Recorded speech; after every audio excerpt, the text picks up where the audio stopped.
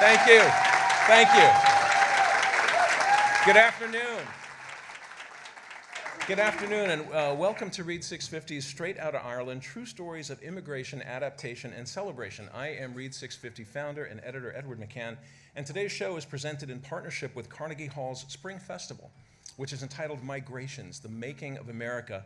And Straight Outta Ireland is one of the first in a series of exciting music, dance, and spoken word events all over New York City during the next 5 weeks.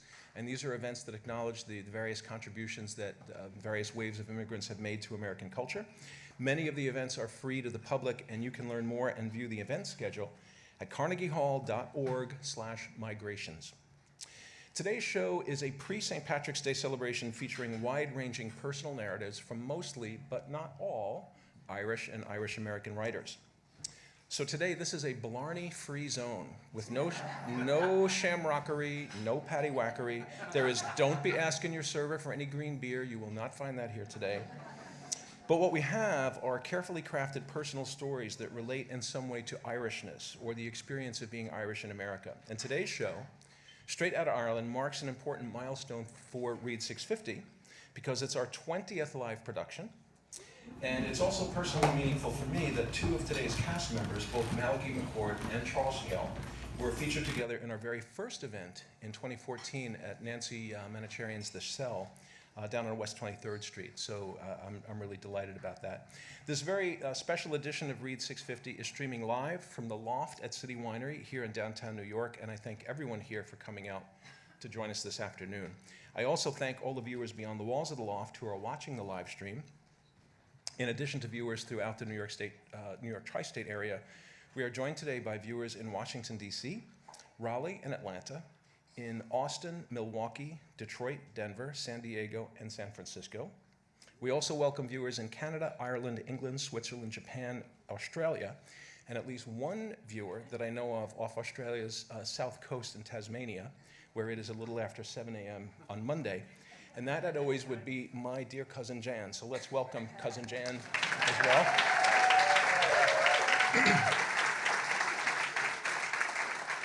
I'm glad you're all here, and so are my partner and executive producer, Richard Kolath, our senior editor, Stephen Lewis, and on behalf of Richard and Steve, on behalf of City Winery founder and CEO Michael Dorf, and all the supportive folks here at City Winery, and on behalf of all these talented writers, thank you for coming out to support good writing and the spoken word.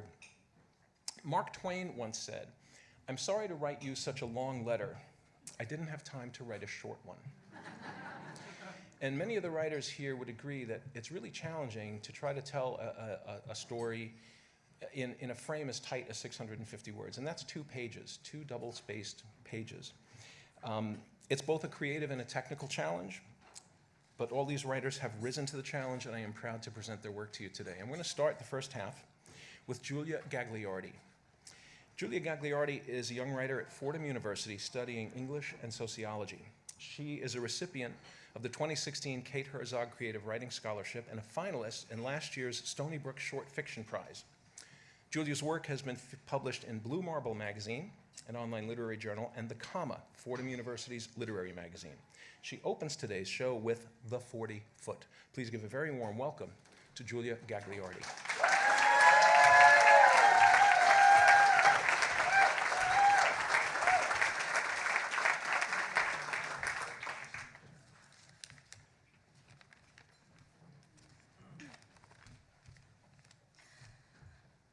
On the edge of Dunleary town, Bridget and I perch ourselves on the edge of the 40-foot, in swimsuits and white bathrobes and brown boots, and watch flocks of the elderly strip down to their knickers.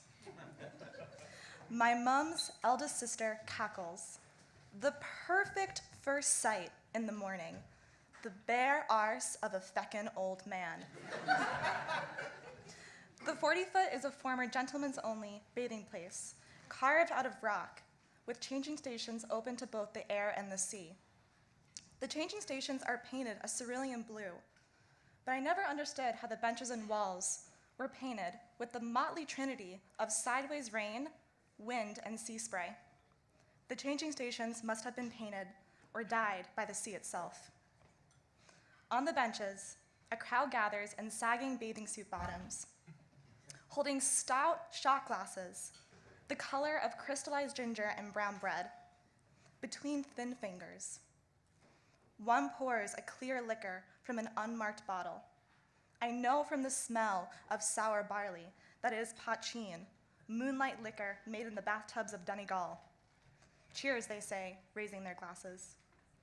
Peering down with Bridget and I, onto the hushed celebrations of the swimmers, is the Martello Tower, a squat, round tower of gray stone. On top of the tower, 100 years earlier, in 1904, stood James Joyce after he came forward up the winding staircase, mounted the round gun rest, gazed over the bay of Sandy Cove, and inspired the lines he wrote in Ulysses: the snot green sea, the Scroton tightening sea. Bridget disrobes and tugs one strap of her bathing suit over the pale, freckled curve of her shoulder. The chest of her navy blue swimsuit is uneven. There is a hollow cove where her breast once was. Breast cancer was an unwelcome visitor, but a mastectomy was a welcome thief. When I was 10 or 11, I couldn't help but stare at the lopsided bathing suit, not because of her missing breast, but because I had never met a woman with a flat chest like mine. I watched the swimmers changing into their suits as Bridget tucks blonde curls into a swimmer's cap. The older men are grumbling. Some of them have just returned to the sea with kelp jangling on their ankles. They take out clothes from a briefcase, pressed white shirts, dark pants, and brown loafers, and strip down from their used bathing suits. Others slowly undress from their tweed suits, unbutton their work shirts, and unlace their leather loafers. They carefully fold their underwear into tiny squares and slip them into the breast pocket of their coats. We leave our belongings on the rocks and begin our descent into the sea. A staircase of rocks and a metal stairwell, greased with kelp, drops into the water.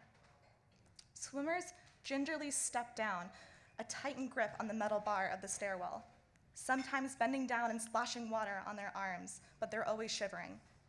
The temperature of the water is below freezing. Bridget dives into the water from the stairs and swims to the edge of the rocky outcrop, laughing. You catch your moment of life and death here.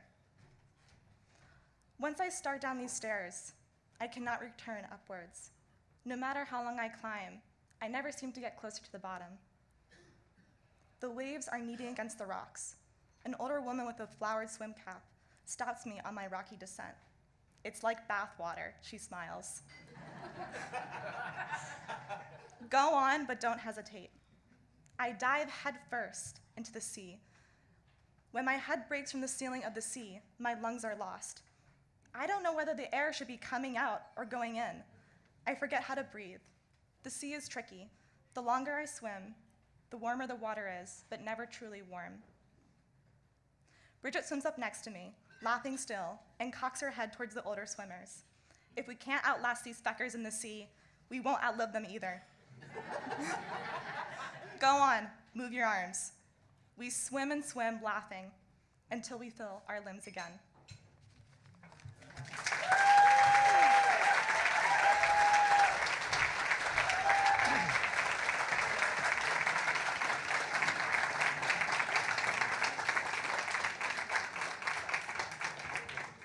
Anne Foley was born in Dublin, Ireland, and she's lived in the New York City area for more than 50 years. She has degrees in nursing, psychology, and school psychology from the City University of New York and the College of New Rochelle, and she has spent most of her career focused on the needs of young children and young adults. Anne has 3 sons and 3 grandsons. She's an avid tennis player and an avid reader, and she's participated in many writing groups and workshops. And despite the error printed in your programs, the piece Anne contributed to today's show is entitled Marking Time. Please make Anne Foley feel very welcome.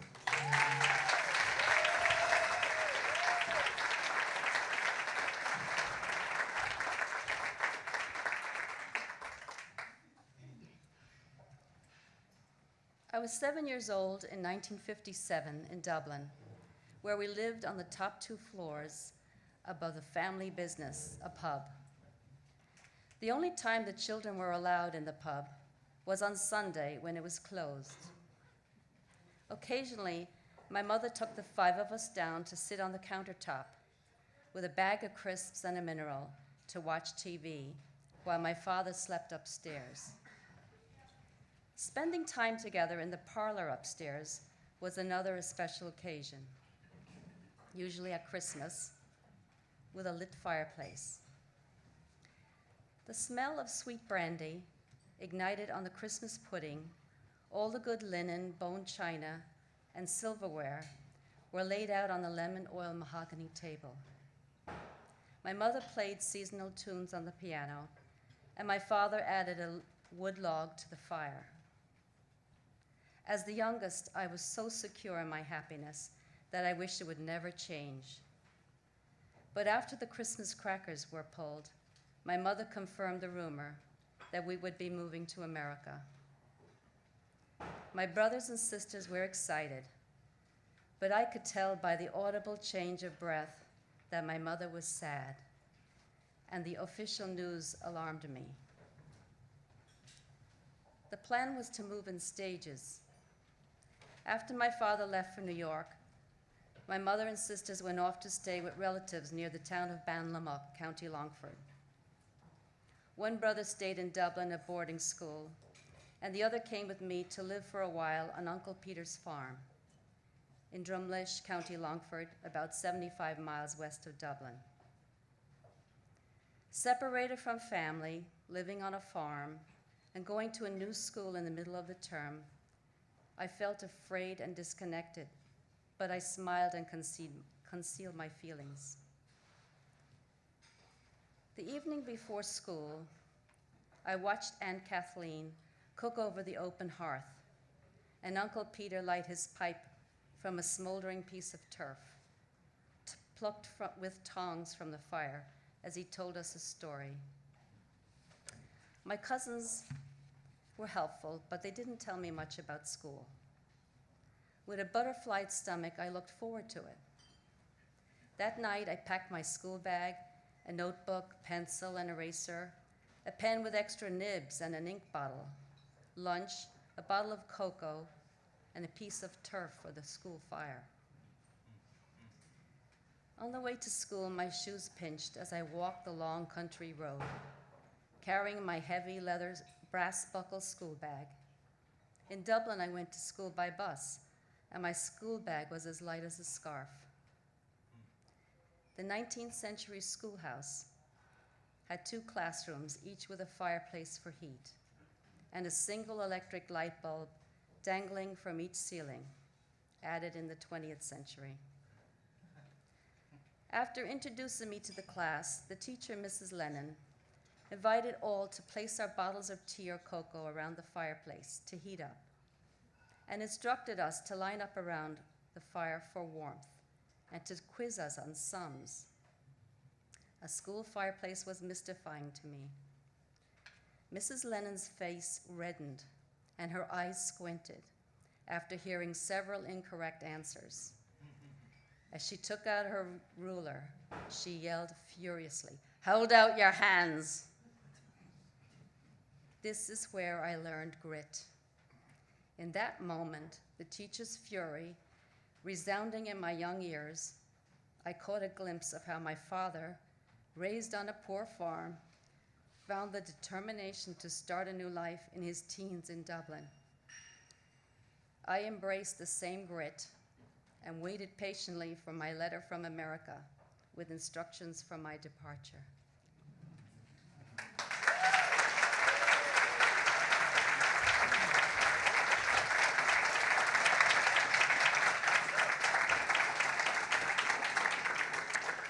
Maura Mulligan is the author of the memoir Call of the Lark, and she emigrated from Mayo, Ireland in 1958 and became a nun 4 years later. After leaving religious life, she taught in New York City public schools, and her essays have appeared in The Writing Irish of New York, Irish American Magazine, The Irish Times, The Irish Echo, The Irish Examiner, and Ducts, a literary webzine. An award-winning dancer, she currently teaches Cayley dance in New York City, and she's writing her first play. Please welcome Maura Mulligan back to the Read650 stage today to present her essay, The Crossing. Maura Mulligan.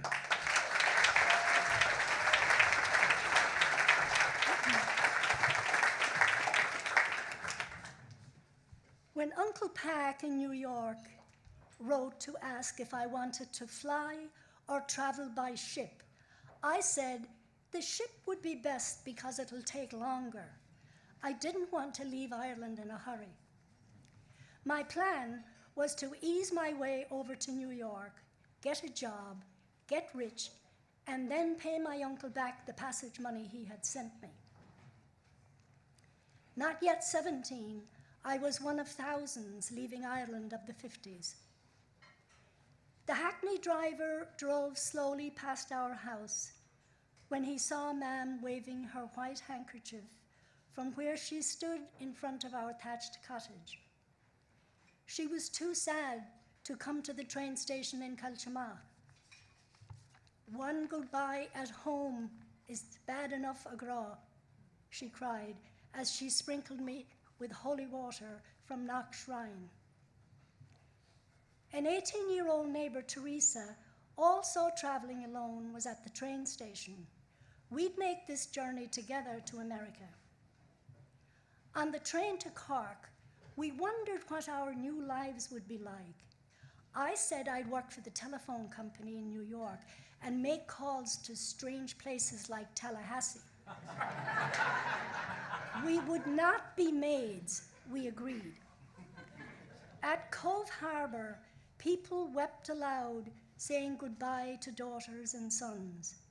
I cried too, as the handkerchief wavers and the land on which they stood moved further away from the tender that ferried us toward the MV Britannic. I envied the passengers traveling as a family unit. They would discover the unknown together. I was jealous of a small child sleeping in her mother's arms. Once on the ship, Teresa and I went in search of our sleeping quarters. 2 English women were already settled in our 4-bunk cabin. They had boarded in Liverpool, the ship's port of departure. Our shipmates were not happy to see us.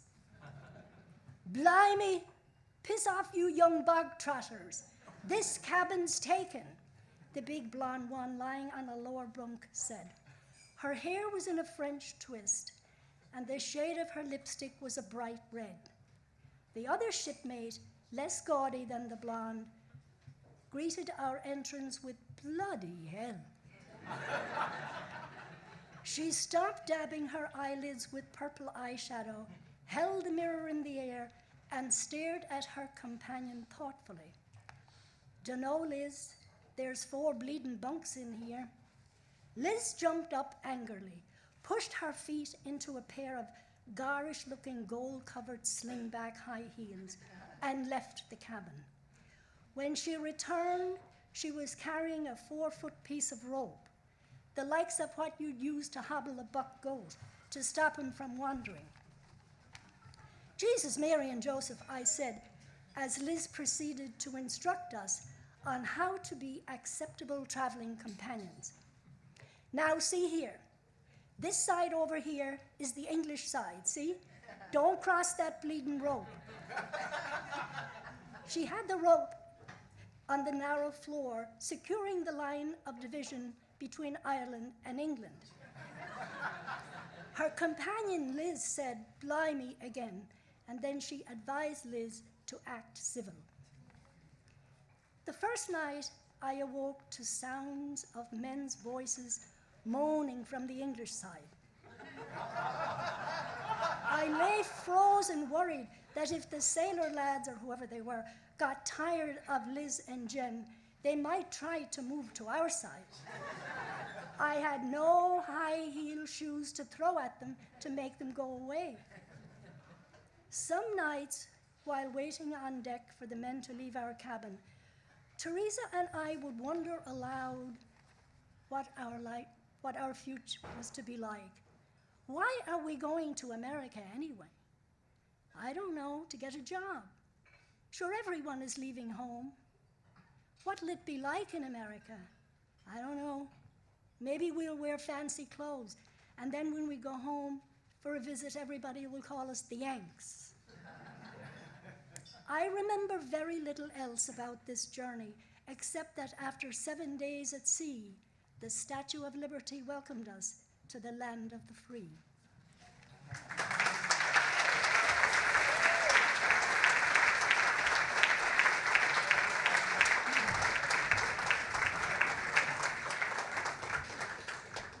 Irene O'Garden has won or been nominated for prizes in nearly every writing category, from stage to e-screen, hardcovers, as well as literary magazines and anthologies. Her critically acclaimed play, Women on Fire, played sold-out houses at the Cherry Lane Theater and was nominated for a Lucille Lortel Award. She won a Pushcart Prize for her essay, Glad to be Human.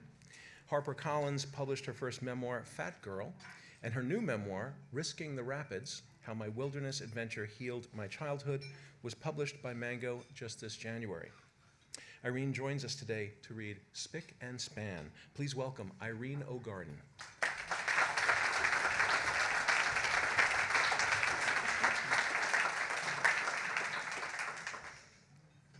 When our trusty housekeeper retired, she recommended Rose. Meeting her, I had my doubts. Ours was a big house to pit against that petite frame, those narrow shoulders. But her smile beamed wide as a white picket fence, and there was that lovely, pure Irish purr in her voice. Her fine-boned body had borne 8 children, half still in grade school. Having grown up Irish Catholic with 6 siblings myself, I felt at once affectionate and concerned. Somebody's always sick. Tonsils flare, collarbones snap, measles spread like gossip in a small town. How could Rose ever work 2 consecutive weeks? I hired her anyway. Sure enough, 2 weeks later, something came up and Rose couldn't make it. It would be the only time she canceled in the next 20 Spick-and-span years. Rose was a month older than I, but when I was getting my freshman saddle shoes, she was emigrating to New York from a hearth-heated, lamp-lit cottage in the Irish countryside. She'd grown up with no electricity and no running water, unless you count how it ran from the skies in a ceaseless gray Irish drizzle. She was a living link to the lives of my ancestors and a loving presence in ours. She brought cleanliness and calm in a dedicated, cheery way, singing Christmas carols the year round as she worked. Will I polish the silver? The windows need it. Will I do them? They're calling for frost this weekend. Will we bring the plants in? It was Rose we called if we got caught in the city and our parking was going to expire, or Kitty needed feeding, or the dog needed walking. No trouble at all. I'm just up the lane. In the rare moments when she slowed, we talked of our families, of seasonal beauties, of the funny and the tragic in sweet, swift life. And no matter what happened in her family or mine, she kept looking forward. It's all good, she'd say. Sure, there were places we didn't dwell. One bumper sticker on her green sedan read, "I'm Catholic and I vote." Rose liked a little too much talk radio. A few too many cigarettes, her moment of zen puffing out into the changing landscape. I worried about the bleach and cleansers she liked to use. She had diabetes and an iron disorder that necessitated monthly blood tests. But mostly, it was all good. She instilled her own powerful work ethic in her children. Her strong young lads cleaned our basement, turned our couch toward the winter fireplace and toward the summer view, toted firewood, set and stored the outdoor furniture. Rose was determined, though, that no child of hers would ever clean house. She'd longed to be a nurse, an impossible fancy in her day. So she made certain all her 8 graduated college. Education, another Irish value. She brought that nurse's tenderness, turning down our bed, laying perfect match-ready fires in the fireplace. So it was a sad day when she retired 2 Septembers ago. Thinking of moving west near the children and grandchildren. Mike wants to move back to Ireland, but never, said Rose. It's too much changed. I took her to lunch, gave her a rose-shaped cross made of rose gold, and a poem I wrote commemorating her 20 years with us, never dreaming I would read it at her sudden funeral. Rose flew out to visit her girls and consider the westward move. On the homebound flight, her great heart gave out. When they landed, she was rushed to a hospital while Mike waited at the airport wondering why she hadn't deplaned. Her death was sudden, painless, no suffering, they said, no hospital stay, no long goodbyes. Spick-and-span, just as Rose would have it.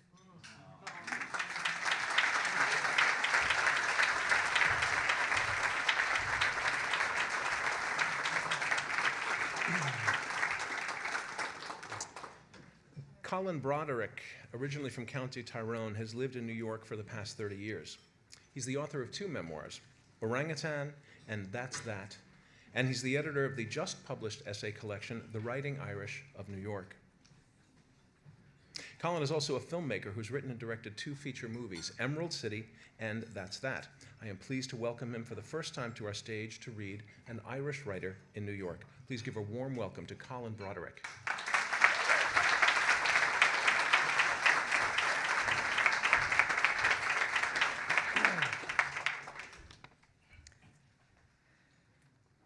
The New York I arrived in 28 years ago was one of abandoned buildings, battered window shades and blackened shells along the highway.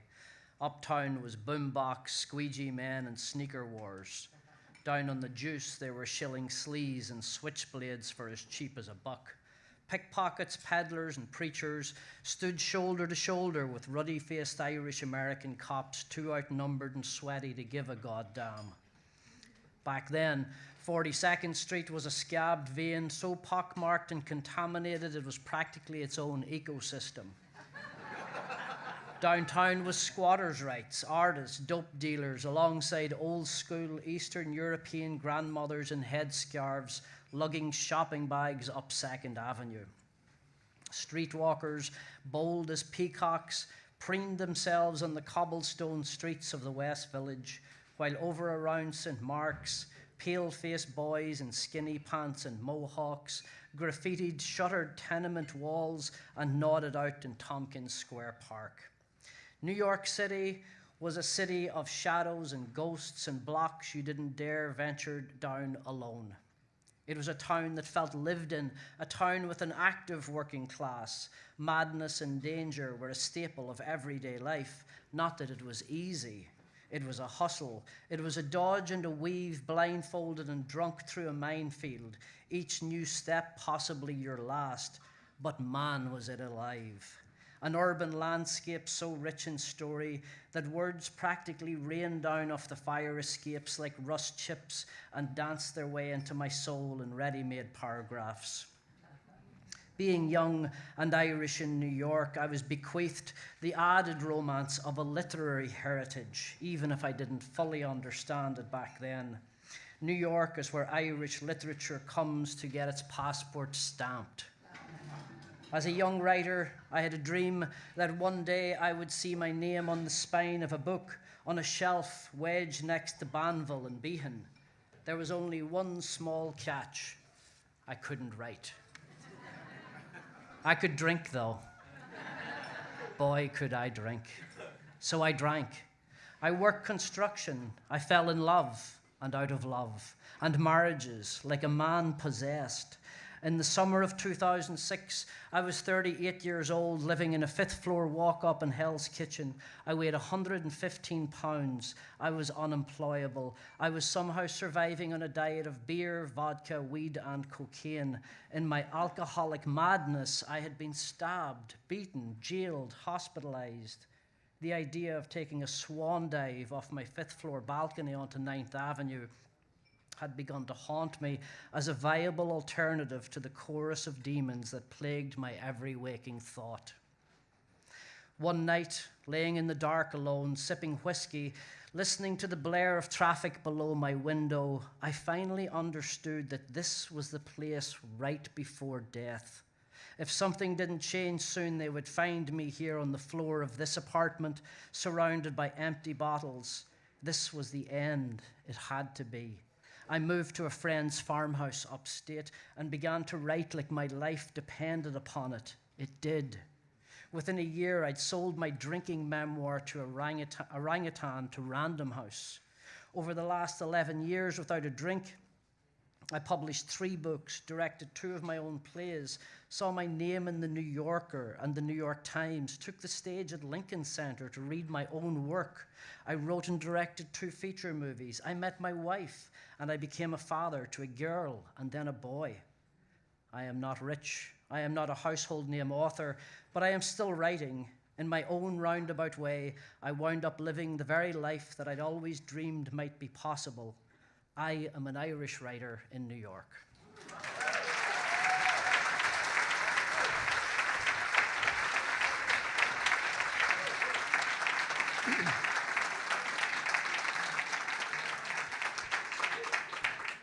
John Gredler has been published in Narratively, Atticus Review, The Sun Magazine, Westchester Review, and other publications. John was awarded the 2014 Catherine Gerfine Writing Fellowship from the Writing Institute at Sarah Lawrence College, and he is a regular contributor to Read650. John lives with his family in Tuckahoe, New York, and he traveled here to City Winery today to read Billy Mulligan. Please say hello to John Gredler.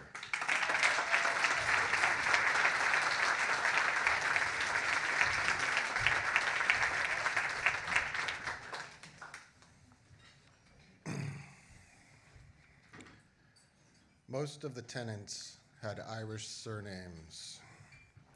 Rafferty sat all day at his window facing 3rd Street, selling cigarettes for $0.25 apiece.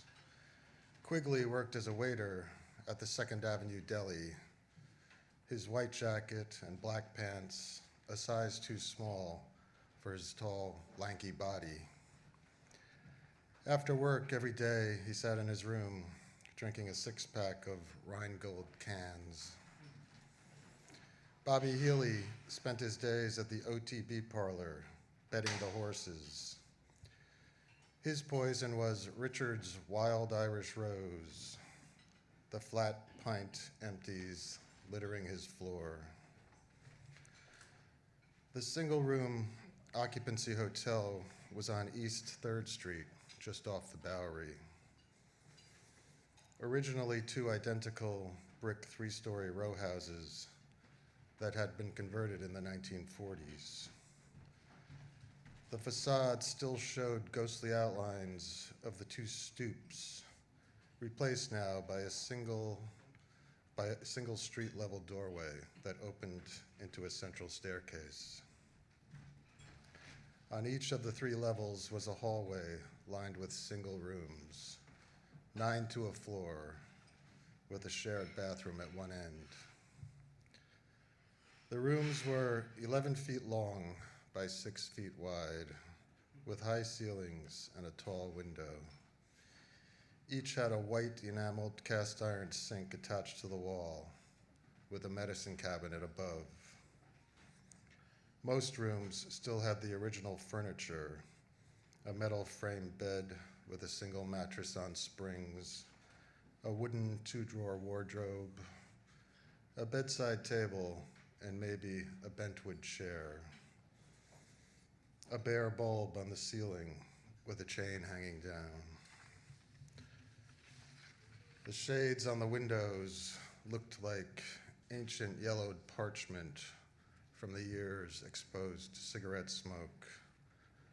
The walls of some of the rooms were so thick with nicotine, they looked varnished. Some of the men who lived there also had a sallow hue, as if the years spent smoking and drinking in those small spaces had left them like cured meat. The rich, acrid odor of decades of captured smoke mixed with beer, wine, and rot-gut booze, body odor, urine, and bay rum cologne was concentrated in these chambers. Billy Mulligan worked across the Bowery as a desk clerk at the White House, the last of the big SRO hotels that used to line the avenue. He was short, pear-shaped, with an oval balding head and a large nose crazed with burst capillaries. He wore wide-rimmed glasses over his watery blue eyes and always dressed in a suit. The cuffs of his shirts were frayed and the sleeves of his jacket shiny at the elbows. Mulligan spoke with a deep, raspy voice that he claimed was caused by mustard gas that he inhaled during the war. All these guys had stories. The one they told you wasn't always the real one. Billy went to Mass at Grace Church every Sunday. There was a dust-encrusted plastic crucifix with a rosary wrapped around it above his bed. Faded pictures of Cardinal Spellman and Pope John the 23rd hung on his wall. One day, Billy came to the office to tell me he was moving. When he brought the few things he owned downstairs, he apologized for leaving his room a mess.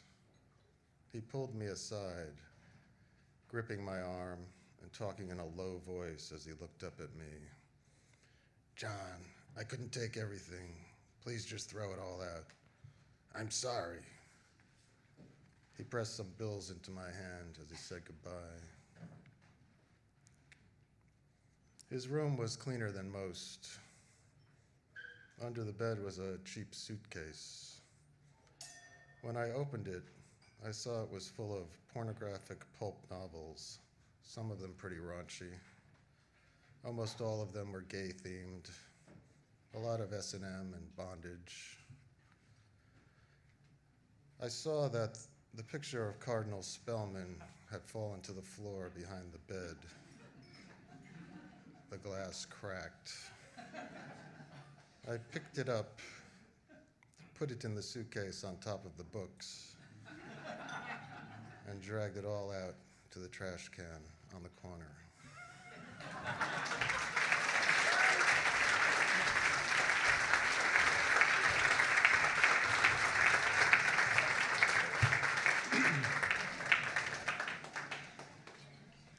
Anthony C. Murphy is originally from Lancashire, England, and he's worked on the spoken word scene in the UK and in New York City, both as a performer and as an assistant producer.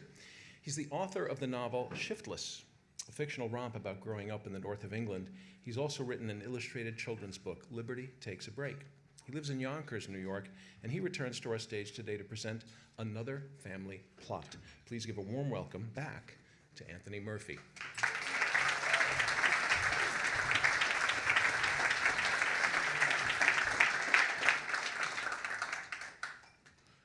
So, the barmaid asks. A pint of that, I point. But she questions my attitude. What's up with you? I lost my dad, I sigh. Uh-huh, she's listening. Have you phoned anyone? It's not like that. He was in an urn.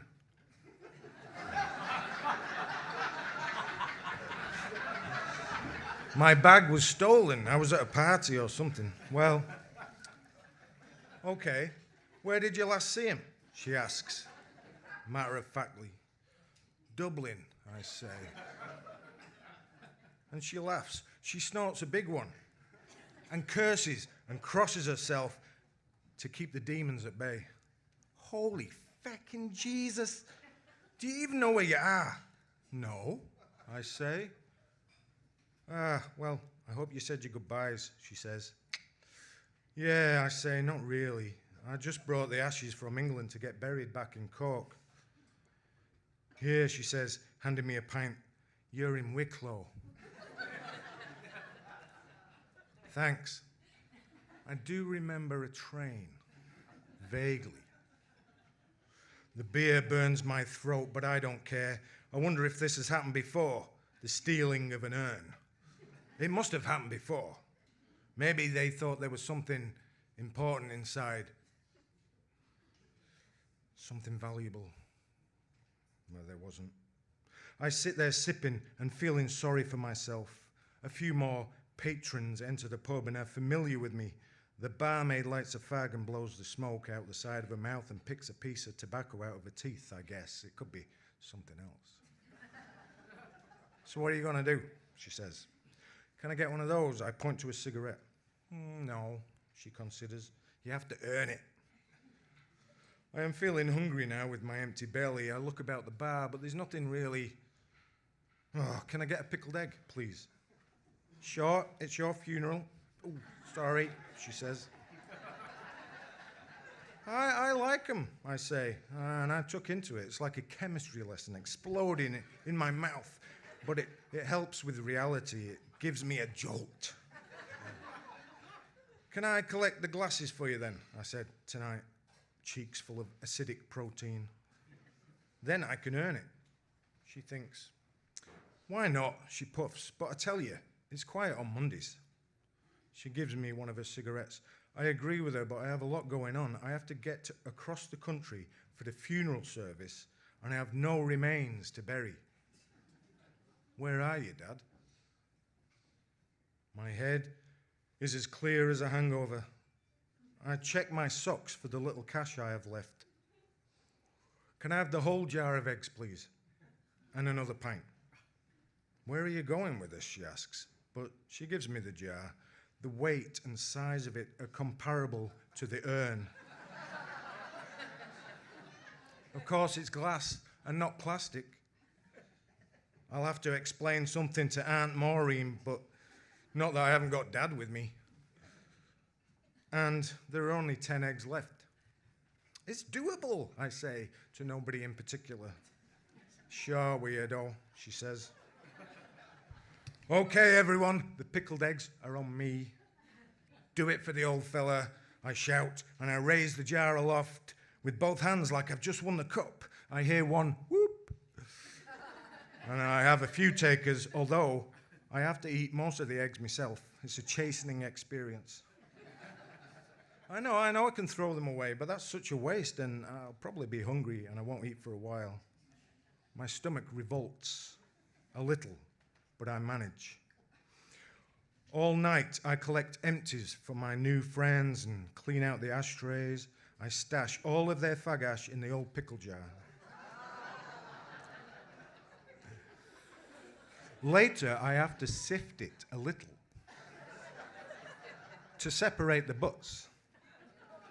Yet, at least I have a new dad.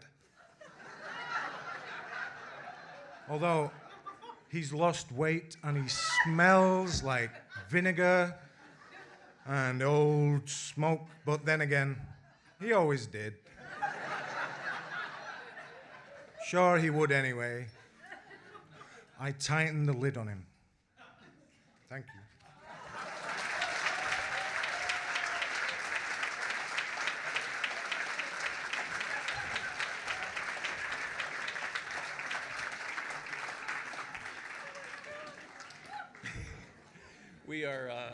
We are always working to broaden our submission pool and feature new voices, and right now we are collecting submissions for these upcoming show themes. Stonewall plus 50. This June marks 50 years since the Stonewall riots and the launch of a national movement for gay rights. We'd like to acknowledge this anniversary featuring stories with straight and not so straight perspectives on the topic. So in addition to coming up and coming out stories, let's hear from parents and siblings and friends. Deadline's April 1, and the live event takes place here at City Winery on Sunday, June 23rd, and that's the Sunday before the World Pride Festival. The car is a broad topic with room for stories about your first or your worst, a road trip or road test, a limo or lemon, the valet, the rental, the accident. Please encourage the writers you know to consider submitting their work. Deadline July 1 for an October 6 show in Westchester County. And then finally, in time for Veterans Day weekend, we're planning a show called Veterans Voices. And whether you served in combat or never left stateside, whether you're the parent, spouse, or adult child of a veteran, we're interested in a literary account of your experience in 650 or fewer words. Deadline September 1, tentative show date of November 10 in the Hudson Valley. These details and dates are in your programs. You'll also find them under the submissions tab on the website, read650.com.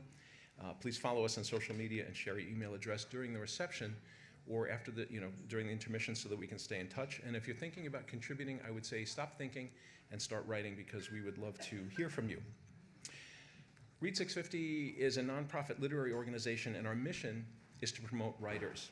So in a publishing environment where it's often challenging to find or hear new voices, we take that mission very seriously, and we have created a sparkling quality platform for writers, a forum for true personal stories told 5 minutes and 650 words at a time. Now, Read650 events are not open mic shows, and there's nothing random or improvisational about what we do. We place a strong emphasis on the craft of writing, and the submissions featured on our stage were selected and vetted by an editorial committee of essayists, novelists, memoirists, journalists, and playwrights. That's a lot of sibilants. And that's all before they make it to our copy editor, Shelley Kenny, who is quite remarkable, and I hope is here in the house tonight. In addition to our live events and social media and robust website and YouTube channel, one of the ways that we promote writers is by making the essays from our shows available in collected anthologies, which is printed collections of the true stories originally performed on our stages in the Hudson Valley, in Westchester, and here in New York City.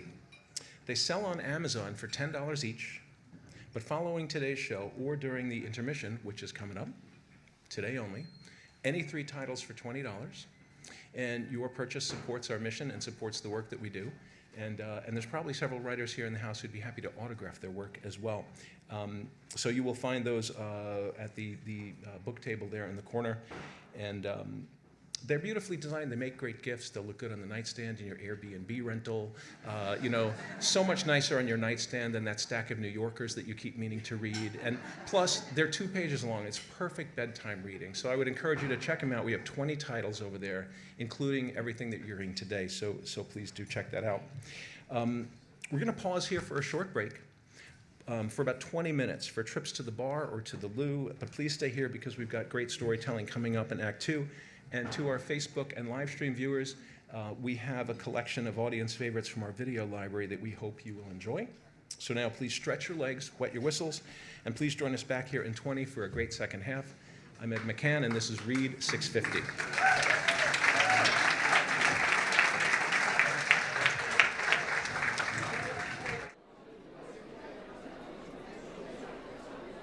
We'll return with the second half of Read 650's live show after this brief intermission.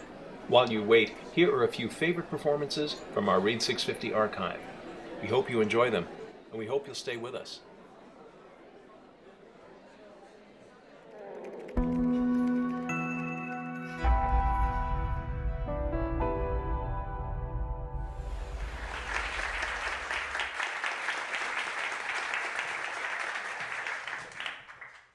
Brunette realtor in Ballet Flats pointed out, with a barely perceptible straightening of her shoulders, that the majority of Larchmont homeowners are very well educated, and therefore that the schools here are marvellous.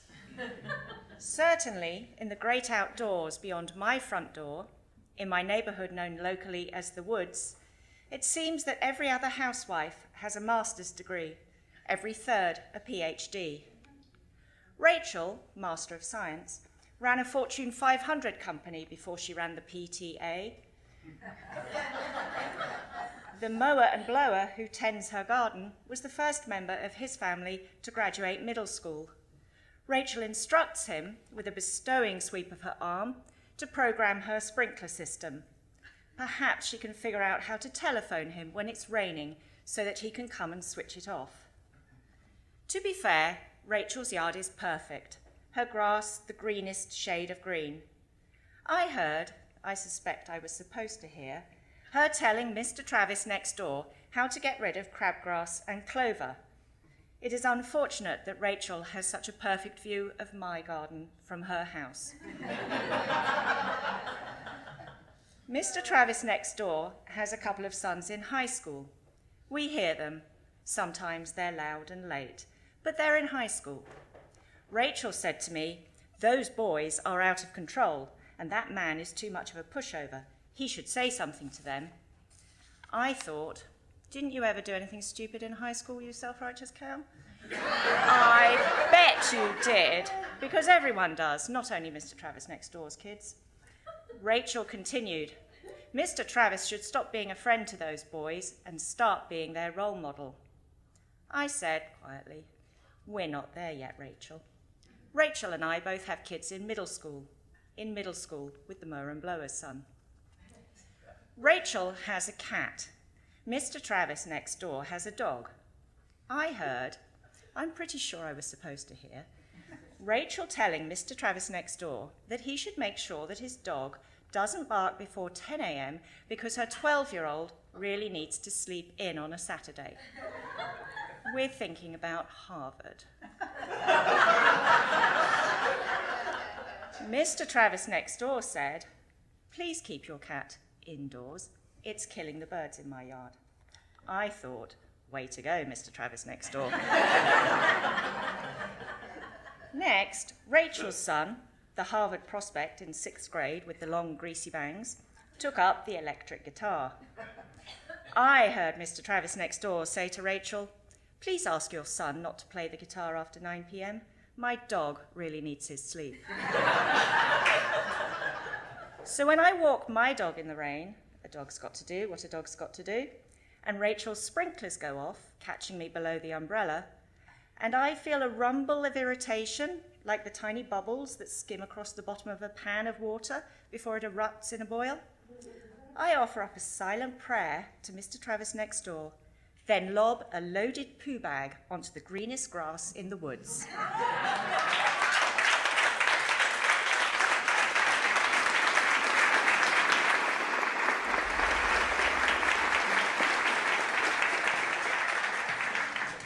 Johnny's Match.com profile showed him in red pajamas, seated on a front porch step with 2 Scotty dogs, a picture someone's mom would take on Christmas. His face seemed to say, "Happy holidays, I'll be your first date." The week before, my church friend and I had met for lunch. With 4 children, a husband, and 2 beautiful homes, she surprised me by saying, "I kind of envy you, you know." I laughed. "Why?" She smiled. "You're going to have first kisses again." That's optimistic, I thought. As I got into my car, the divorce papers still fresh on the passenger seat. The night of the date, I walked briskly through Bryant Park in my red wool coat and umbrella, bracing against the rain. In my pocket, I felt the scrap of paper I'd scribbled a prayer on in the train. "Just let us both have fun." I straightened my dress and adjusted my leather boots. My stomach tightened as I sidestepped puddles toward the restaurant. I could hear my body fit teacher's voice saying, "Shoulders back, abs in, chin up, smile." True to his pictures, plus a few pounds, Johnny was brown-haired, round of face, and right around my age.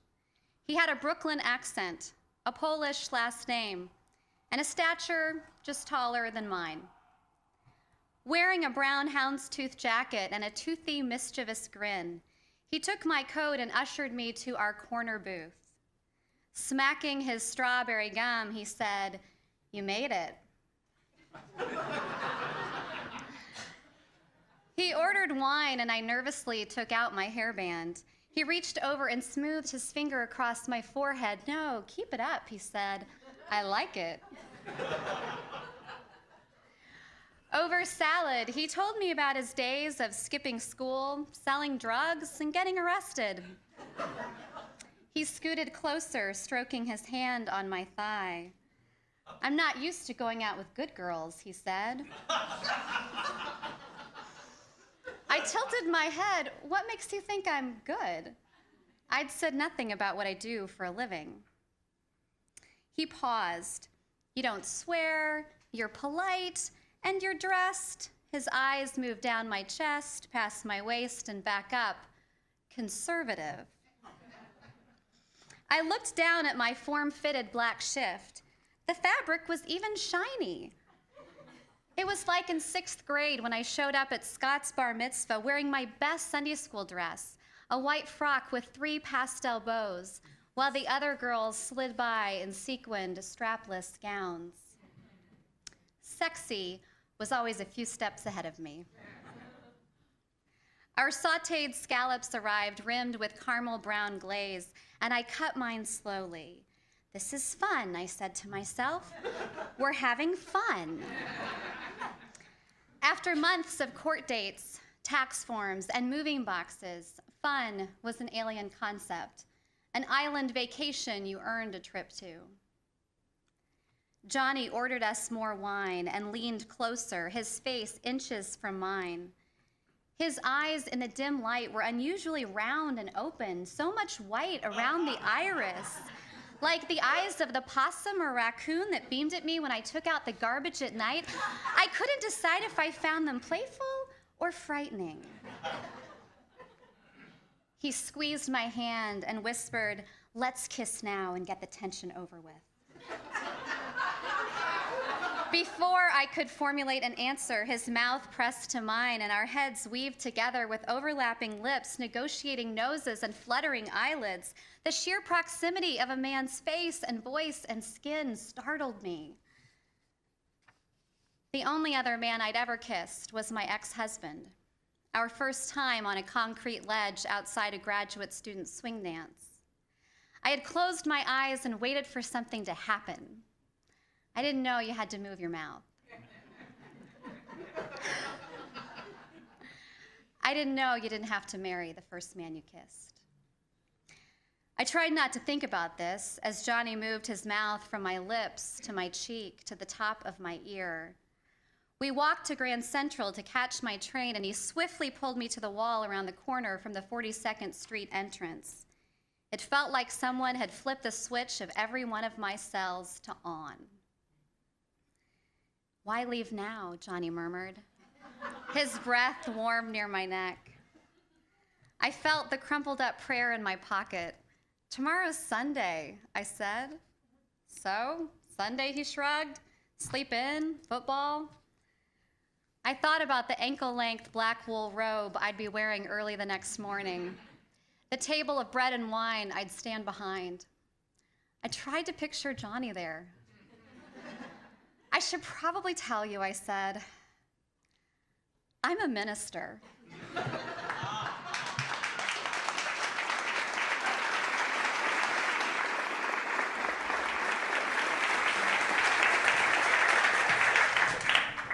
My first day after being fired from an unpleasant job began with a visit to the unemployment office, followed by a lunch invitation to New York's fanciest private club.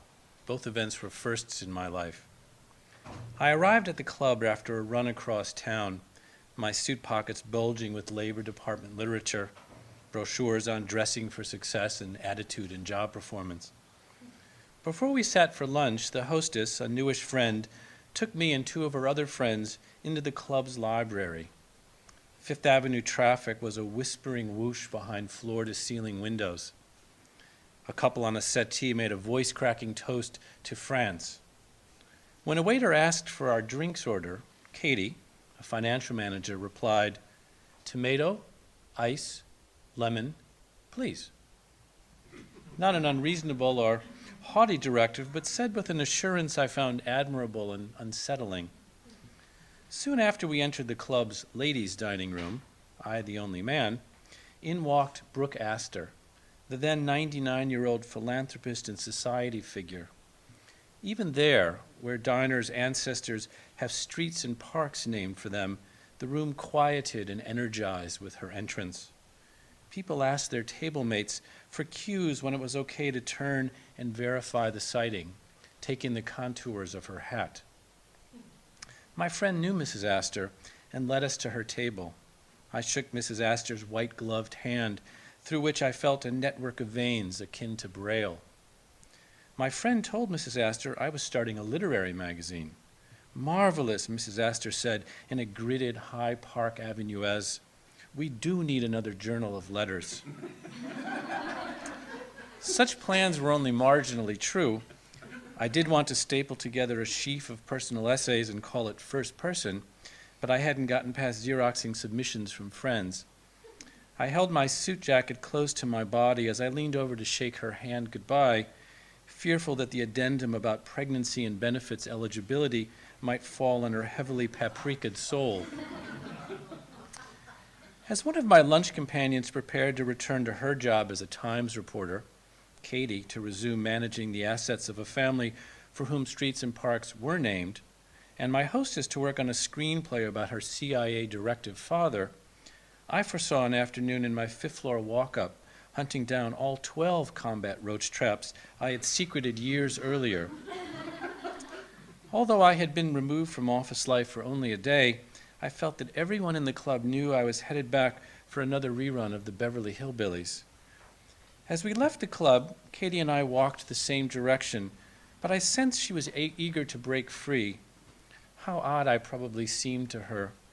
She must meet many men my age, partners in established firms, handsome, chronometer-watched alphas who dine in their own clubs and hire people to find roach traps in their second homes. At an intersection, she asked, "Which way?"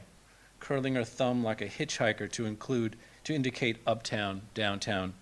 I figured whichever direction I chose, she'd say the opposite. "Downtown." "Oh, I'm headed up," she said smoothly. She offered me her cashmered paw.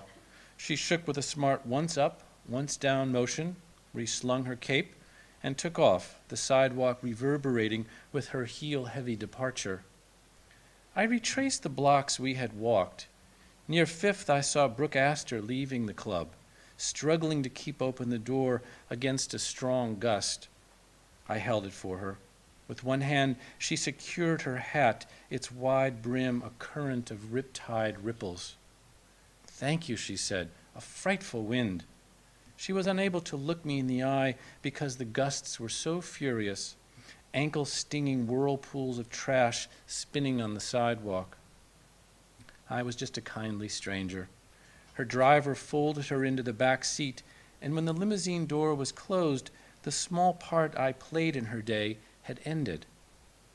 The corner I had been standing on is one of those that is perpetually windy, a result of the positioning of buildings, Central Park, circumstances unknown.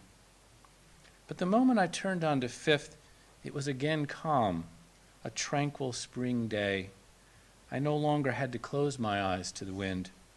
Suddenly, for the first time in my years in Manhattan, with no office to return to, I realized I could go in any direction I wanted. Thank you.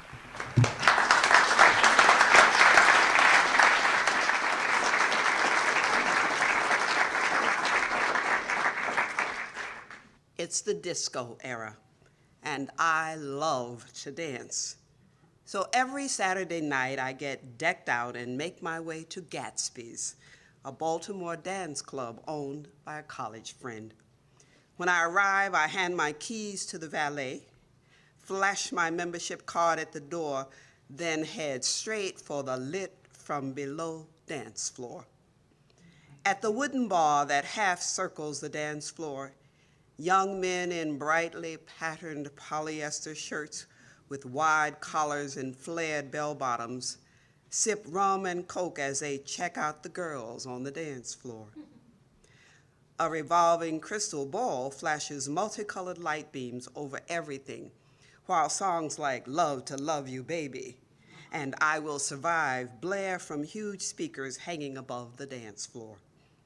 I sing along, flitting my slender body against each new partner, then slipping away as soon as each record ends. I'm handy with a sewing machine, so everything I wear is tailored to accent my good parts.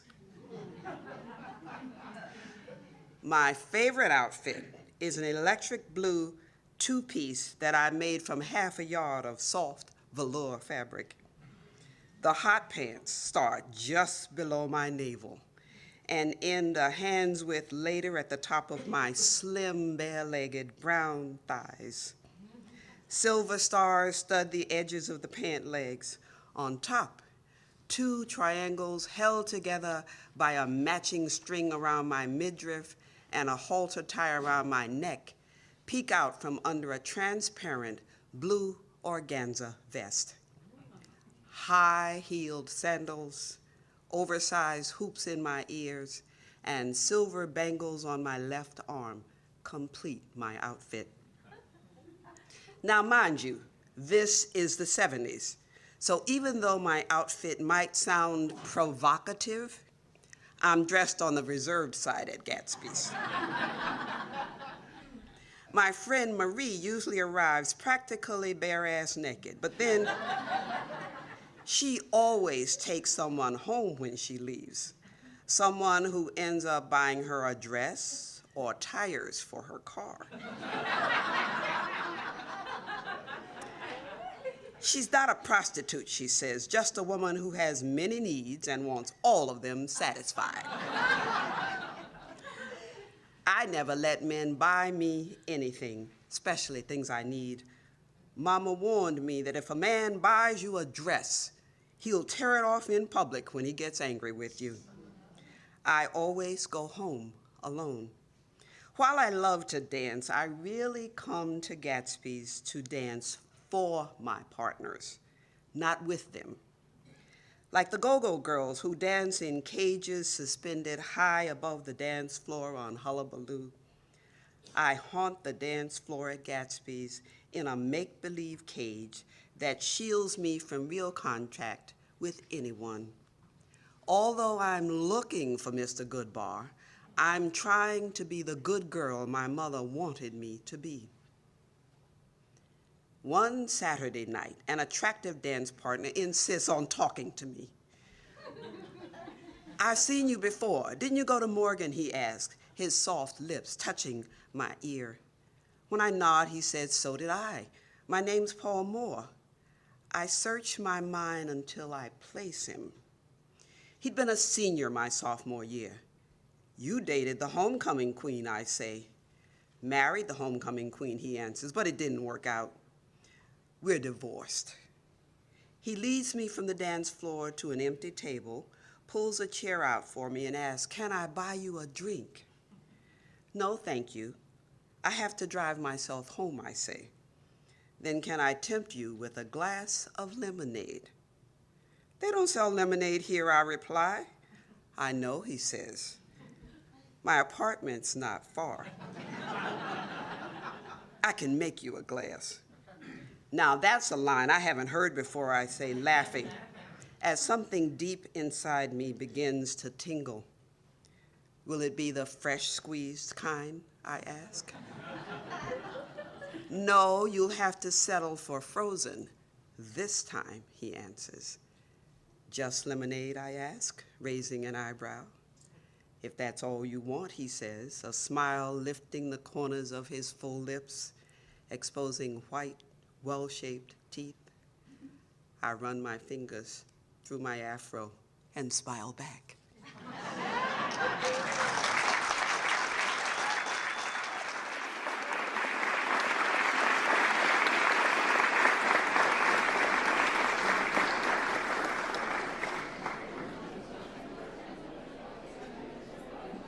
We now return to the second half of Read 650's live show.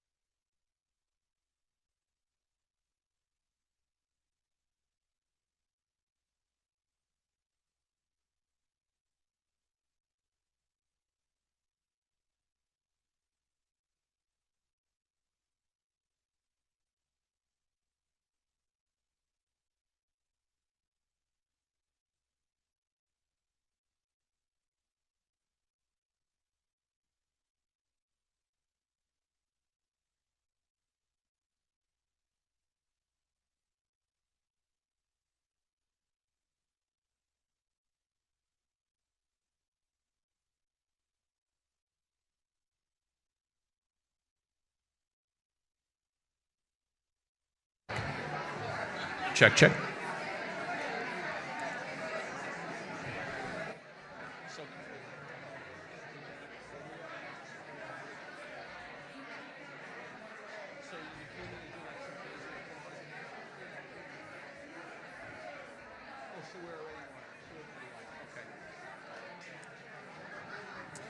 All right, well, this room is officially out of control.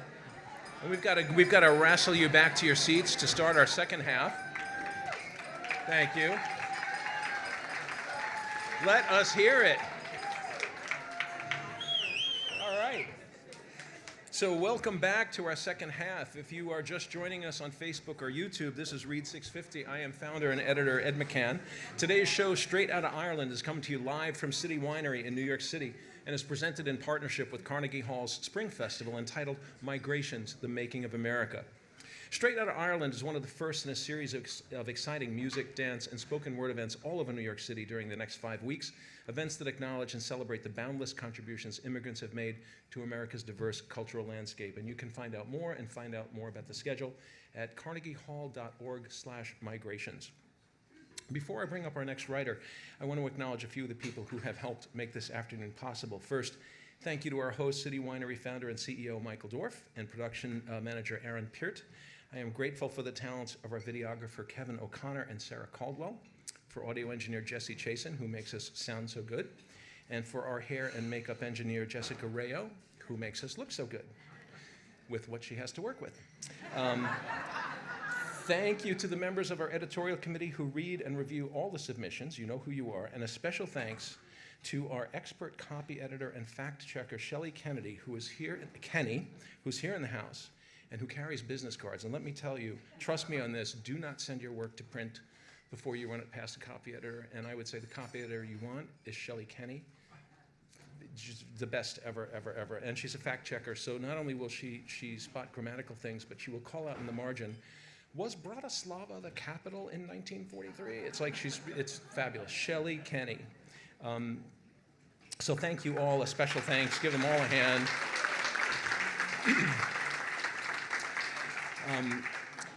Charles Hale is the descendant of Irish famine immigrants, and he was born, raised, and educated here in New York City. And he chronicles New York life and culture, and his essays have appeared in literary magazines and in the book, The Writing Irish of New York. Charles also produces shows blending New York's rich history with music, imagery, and performance art to capture the vibrant and unique experience of the city. He's the co-founder of Artists Without Walls, an organization created to inspire, uplift, and unite people and communities of diverse cultures through the pursuit of artistic achievement. And he was honored in 2013 by the City University of New York for outstanding service to New York and Irish America. Charles was in the cast of our very first show, and he returns today, 5 years later, to read We Are As One. Please welcome Charles R. Hale.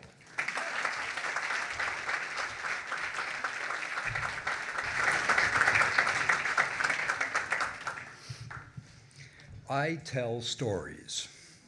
How could I do otherwise? My father and grandfather were inveterate storytellers. We Irish love a good story. We're Irish and proud to be. Yet curiously, no one ever spoke of Ireland. My connection to Ireland? I confess to Irish priests. Riley, Reagan, and McCarthy, and St. Patrick's Day. A one-day, unholy mess of Irish excess. Truth be told, I grew up Catholic, not Irish. Sunday Mass and Catholic Youth Organization dances, Catholic schools and confraternity, the Stations of the Cross and confession served as constant reminders, as if we could forget, that we were Catholic first, any and all nationalities second. My family names, however, rang of Ireland: Kelly, Sullivan, Horrigan, and Lyons. 14 of my 16 great-great-grandparents emigrated from Ireland to New York City. But as each new wave of ancestors surged ashore, each successive generation washed over the rest, leaving few traces of familial or cultural inheritance. Perhaps it was better to forget. When my ancestors died, their voices and stories vanished with them. All but one. My father was working in the family butcher shop in Castle Blaney when the trouble started, my maternal grandfather, Allie, said of his father, George Gorman. A policeman entered the shop and started cuffing him around. My father was only 15, but he didn't take guff from anyone. I'm afraid he responded, and then some.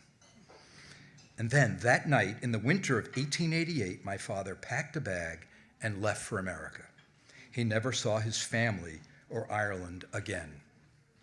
That was the only story that linked me to my Irish ancestry. 20 years ago, my family and I, including my mother, Dorothy Gorman Hale, visited Castle Blaney, where we had arranged to meet a local who grew up near the family farm. We drove a mile from town, turned onto a dirt road, and soon the old run-down farmhouse, which was used for storage by the current owner, appeared. My mother entered the house while my family and I walked the property. Soon, we entered the house, where my mother was silently standing in front of the fireplace, staring.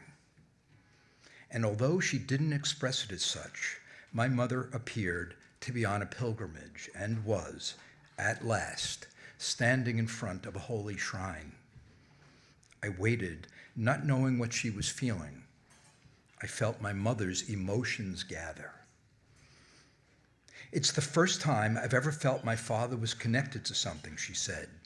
All we knew was when he was a child, he lived a miserable existence on the streets of New York City. But it was as if nothing or no one came before his childhood. It's the first time I've ever felt warm for my grandfather, George. No one ever had anything nice to say about him, but now that seems so insignificant, as does his reason for coming to America. But standing here in the house where my grandfather was born, I just feel better knowing there really is a link, a connection between my father, my grandfather, and Ireland.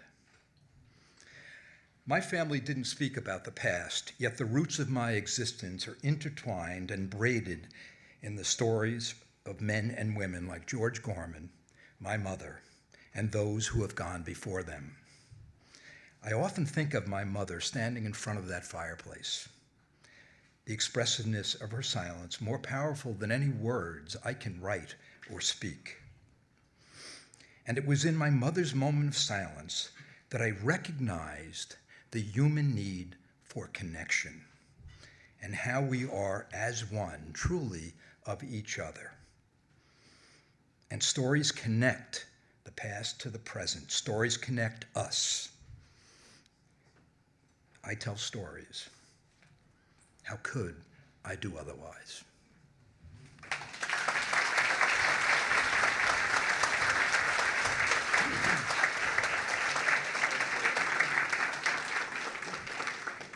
Carrie Pattison is an ordained Presbyterian minister who just completed nearly 12 years of pastoral work at the Reformed Church of Bronxville. Originally from Kansas City, with a background in teaching and fitness instructing, Carrie's writing has been featured in the Huffington Post, the illustrated book ABC Sing With Me, and elsewhere. She's the 2015 recipient of the Catherine Gerfine Fellowship at the Writing Institute at Sarah Lawrence College, and next Sunday, on St. Patrick's Day, March 17th, Carrie begins a 6-month through hike on the Appalachian Trail. Along the way from Georgia to Maine, she will be writing and she will be blogging about the stories that emerge. And I will be, you watch our social media, I will be putting those things out as well. And before she begins that journey, I am delighted to welcome her back to our stage to read Someone to Watch Over Me. Please give a warm welcome to Carrie Pattison.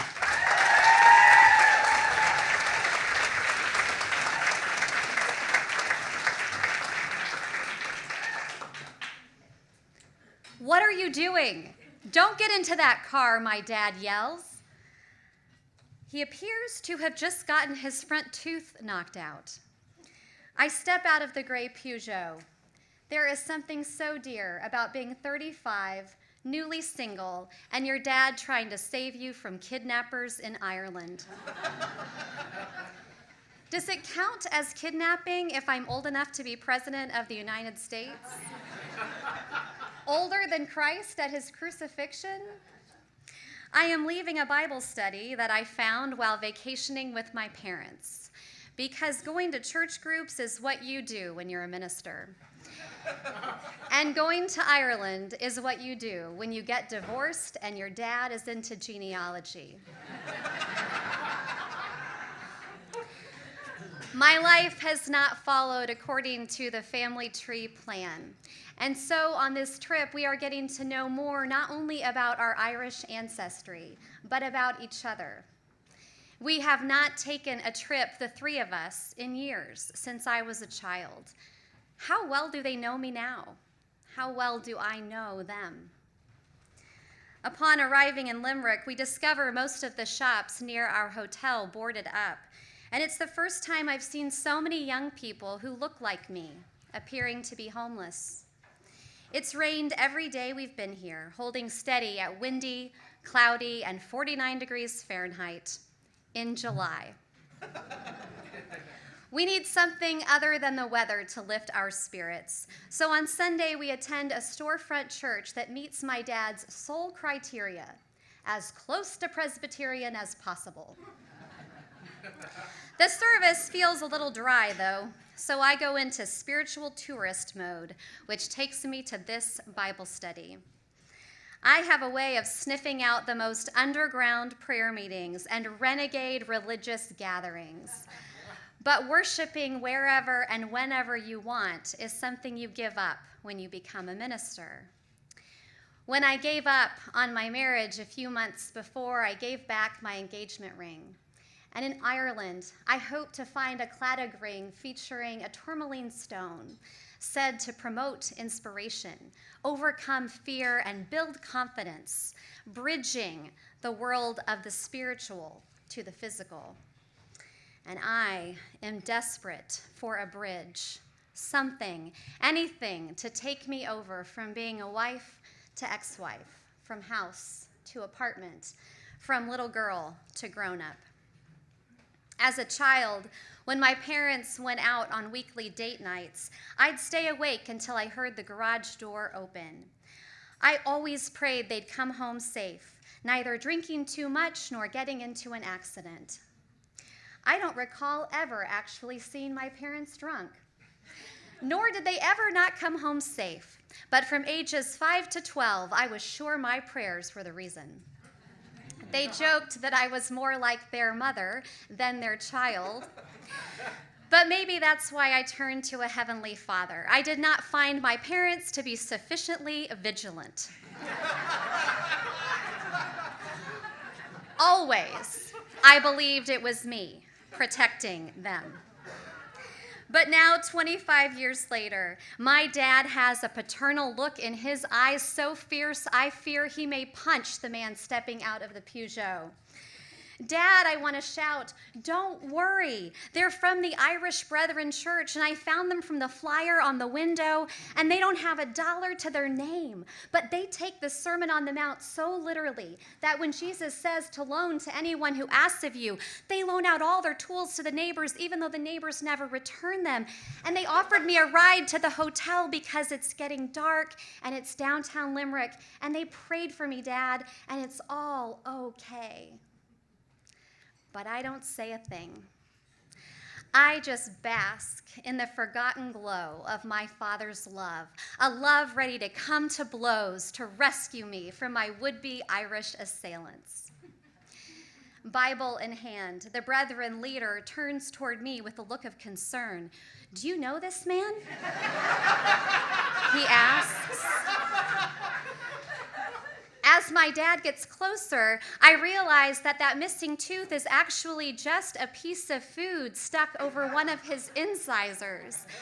A piece of black olive, by the look of it. Yes, I laugh. I think I do.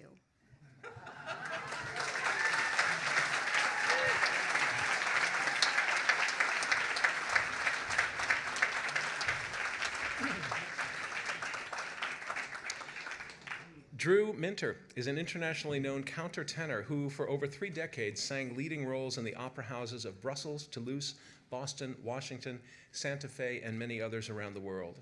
He has sung with many of the world's foremost Baroque orchestras, made over 70 recordings, and has been a featured guest at festivals such as Ravinia, the Brooklyn Academy of Music's Next Wave, Tanglewood, Marlborough, Edinburgh, and others.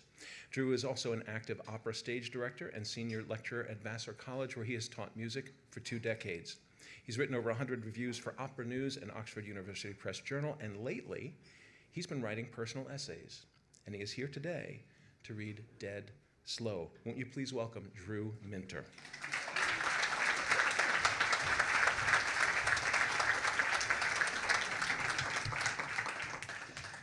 The first evening in Dublin, our friend Fiona drove us up into some high hills above Rathfarnham for a few pints, at a pub our Irish friends called Trad, but not boring.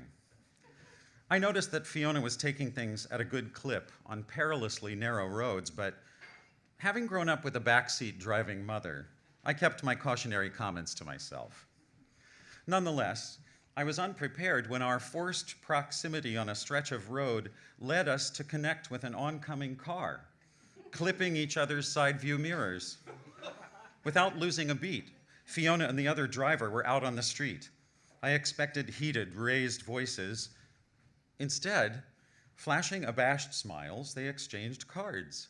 And within 2 minutes, we were headed on to the pub, mirror dangling. While the other driver, sporting a similarly hanging appendage, rushed on to his destination. Irish affability is notorious, but this was ridiculous. This incident was my introduction to the art of driving in the Emerald Isle. Some days later, my husband and I collected our rental, a sleek gray Renault wagon. I set my mind to do some serious cruising around Kilkenny, while James was taking part in a harp conference for the week. Foregoing even a spin around the parking lot, I pressed the clutch with my right foot, giving it gas with my left, while using my left hand to change gears. Everything was opposite, but miraculously, it all hooked up. My hat size nearly doubled with my early driving success. I felt like an accomplished hand at a new pinball game. Every reversed roundabout became a new 500-point score. While James improved his string technique, I improved my game, driving out to newer and more remote locations to paint. Deserted abbeys, sheep meadows, rocky peat fields, wells blessed by Celtic saints.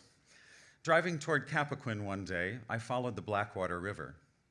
I stopped to paint the picturesque ruins of Kells Priory, stepping lively over the fields of cow patties and sheep dip in search of better perspectives. Much put-out bovines cast their jaundiced eyes upon my watercolors. Evenings found me in a Kilkenny pub, downing glasses of Guinness, glorying in the day's Kelly Green vistas, proud of my explorations. But my joy came in the driving itself. Irish country roads have a way of curving deliciously as they narrow to a point where only one car can pass at a time. Usually, you'll find a little lay-by, the quaint English term the Irish use to denote where it's wisest to hang back. For example, when a large caravan or tourist bus is bearing down upon you. Vehicular size is everything in Ireland. En route to Kildare, the hedgerows looming on either side, I found myself on just such a serpentine stretch one morning. Before me, painted on the country road, pavement in bright yellow caps, slow. Little bothered, I rounded a bend and was greeted by the words, very slow. Now this gave me pause. A new kind of marking and following so soon upon the other. Yet another bend yielded the legend, dead slow. I slowed. Sure enough, coming toward me was a sizable lorry, but no lay-by to be seen. The opaque hedgerows were now at least 10 feet in height. He who hesitates is lost was one of my 1/8 Irish mother's favorite slogans, whether applied to driving or in general service. With reliable wrong side of the road dexterity and flexing my pinball flippers, I gunned it and shifted, pulling in the nick of time past a Mercedes truck. Had I known it was a Mercedes, maybe I would have yielded. The truck was forced to drop a gear. Passing by, I awaited an angry gesture, maybe even the finger. Instead, the lorry driver smiled, saluting me with that same customary Irish affability. My score? 1,000 points and an extra game.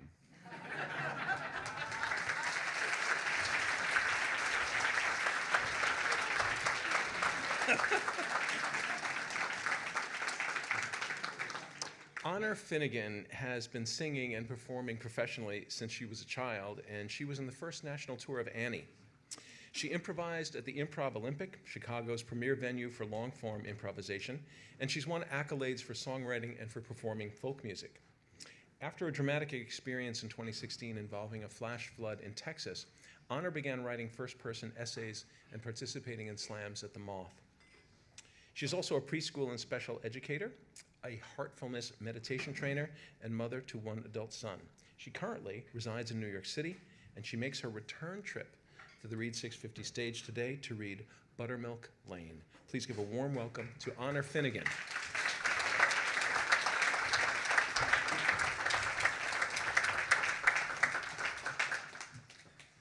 My husband and I were musicians living on the west coast of Ireland, which meant we were living on the dole. The dole, if you don't know, is welfare, but it pays better, and there's less humiliation. We topped it up with gig money, and we did okay that way. It was grand, as they say. My favorite way to earn a few extra bob was busking in the superlative acoustics of Buttermilk Lane. Buttermilk Lane is a thin walkway between Middle Street and St. Nicholas Collegiate Church in Galway City, where we lived. I'd go out at my leisure, sing a cappella, and wait for the sound of an Irish pound dropping in my case. This was before the euro. The Irish punt was a thing of beauty. Wider and thinner than a silver dollar, it was sleek and elegant, with an elk on one side and a Celtic harp on the other. Poetry to look at and music to my ears as it hit the vinyl vanity I used for collecting coinage. Occasionally, I got hassle from a shopkeeper or traveler. Mostly, I met sweet old women coming from the Mass or a saying of the Rosary. Lovely singing, they'd say, "What part are you from?" Meaning, what part of Ireland? Meaning, they thought I was Irish. Irish American equals Irish wannabe. It's a fact. Even some non-Irish have the bug, Celtophiles, I suppose. I'm no longer one, but in my 20s, I felt an unspeakable pull to the land of my mother's mother's mother's mother. Not long after arriving in Ireland, I became a mother myself. When my son was about 1 month old and I was out of my mind with being holed up indoors, I headed with the baby up to Buttermilk Lane. It had been a while, and I'd never been busking with a baby before, but I didn't have a childminder, so I parked the pram, got out my case, and started in on She Moves Through the Fair. The old women love that one. The acoustics in Buttermilk Lane, I wish you could hear it. It's like butter, but better. It's like a church without a ceiling, the thin medieval path opening skyward to the heavens, usually overcast with clouds, but still, you can't get closer to heaven than the heavens. I'd been singing for a few minutes when a well-known musician stopped nearby.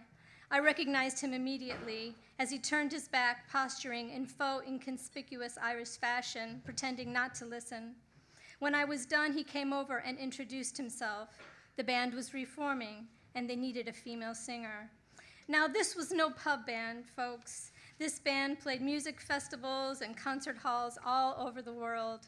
I'll be in, band name, I'd previously declared. Mark my words to a friend, half joking. We arranged to meet the following afternoon, and I was thrilled, no joke. We met, played some tunes, and after lengthy but casual deliberation, they said I was in.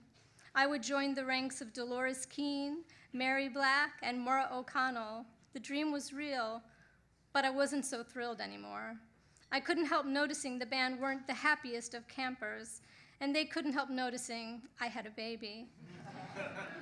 They said I'd have to leave him behind on tours. I said I'd have to think about it. Caught between the diapers and the deep blue sea. What did I do?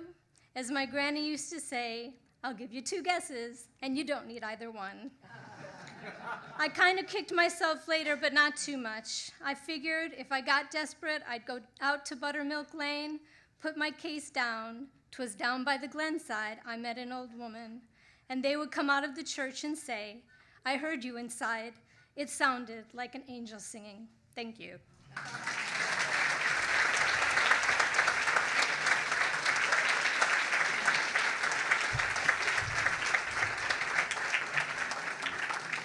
Jack O'Connell is a New York City native presently living on Long Island with his wife Margaret. He is a working actor with extensive stage and film credits including Doubt, Big Night, Inside Llewyn Davis, and many others. His numerous TV credits include Mad Men, Nurse Jackie, and Vinyl, and Jack is featured in the recurring role of Jerry, the elevator operator in season 1 of the Netflix hit The Marvelous Mrs. Maisel. And he will be introduced in the recurring role of Walter Barnes in the new NBC series The Village, which premieres next Tuesday, March 19th. Check your local listings. Jack is a member of Artists Without Walls, and he joins us this afternoon to read The End of the Parade. Please say hello to Jack O'Connell.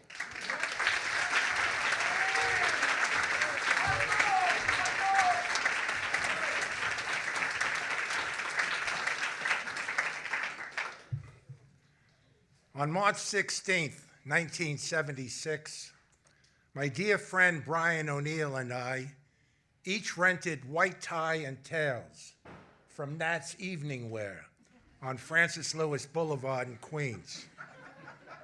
The very next morning, we showed up in Midtown Manhattan about 10:30 on 44th Street to march in the 215th annual New York City St. Patrick's Day Parade. With sprigs of clover on our lapels, we were complete imposters. 2 narrowbacks who called in sick to their jobs. Brian, a caseworker for the New York City Department of Social Services, and me, a case unloader on a Pepsi Cola truck. Terrence Cardinal Cook was giving his blessing as we stepped off with the other dignitaries. About 100 yards behind the Grand Marshal, Governor Hugh Carey. 17 blocks uptown at the Pierre Hotel, we drank a quick toast to the day ahead. Who the hell are you guys? The doorman asked with a savvy laugh. Why, Lord Urine of Surrey, O'Neill answered in a perfect British accent, then added, and we're in a hurry. Off we were, back on the avenue, waving to the crowds behind the police barriers, enjoying every minute of the parade and our charade. As we made the column right onto 86th Street, the last leg in those days, the chatter became louder as cops and firefighters fell out of ranks. Many were already holding cups that magically appeared. As we crossed Lexington and then 3rd Avenue, the Yorkville cafes were lined up like chairs. The Bremen House, Heidelberg, the Lorelei, the Bavarian Inn, and others. German beer halls, now filling up with this great city's great cross-section of nationalities and religions. I heard Judy Garland belting it out from a jukebox. It's a great day for the Irish. It's a great day for them. Cops, firefighters, and Sandman singing along with their Paddy's Day brogues to Tommy Makem and the Clancy Brothers' Wild Colonial Boy. While St. Vincent Hospital nursing students in navy blue capes, pretending to jig, kicking their legs madly away. Bagpipers sitting now with hats on their laps, exhausted after the 2.5-mile march. O'Neill and I found ourselves seated at a long wooden community table with a group of alumni from Providence College. They were here for a basketball tournament their alma mater was participating in. In those days, the NITs, or the National Invitational Tournament, usually fell during the same week as the parade, just adding to the revelry. This group had rented an entire floor of rooms at the Taft Hotel down on 7th Avenue. After a while, we all went off in a fleet of yellow taxis to continue on with the party at the Taft. We drank more beer and sang song after song until completely exhausted. I stretched out on the floor of a wall closet, removed my shoes, wrapped my jacket up into a pillow, loosened my tie, and slept. Next, I recall an Irish security guard pulling me by my ankles. These Irish are the most charming, imaginative, worthless people we produce, he explained to the waiting cleaning staff. Then he turned to me. Be gone with you, so the maids can do their work. And your friend, the urine lord, is looking for you.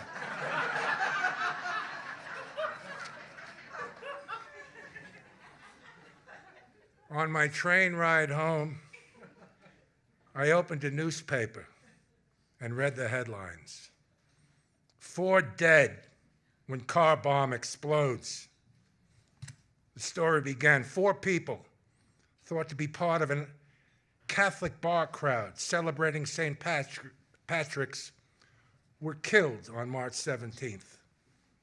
The Hillcrest Bar in Dungannon, County Tyrone, was the target for religious reasons.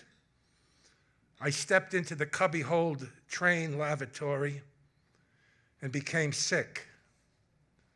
As I looked at my reflection in the stainless steel towel dispenser, I saw a jerk dressed in a wrinkled, rented tuxedo, singing, "It's a great day for the Irish.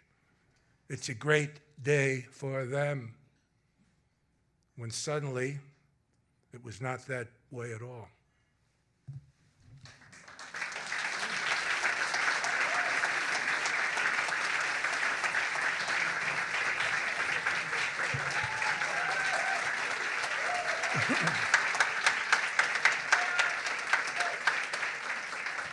Ed McCann is an award-winning writer, producer, and the founder of Read650, a literary forum that promotes writers and celebrates the spoken word with live events in New York City and elsewhere. A frequent contributor to Milia magazine, Ed's features and essays have been published in many literary journals, anthologies, and national magazines, including The Sun, Country Living, The Irish Echo, Better Homes and Gardens, Good Housekeeping, and others. His essay, Pregnant Again, was selected for the anthology, Listen to Your Mother, published by Putnam. He lives and writes in the Hudson River Valley, and his contribution to today's show is titled Irish Soda Bread. Please give a warm welcome to Ed McCann.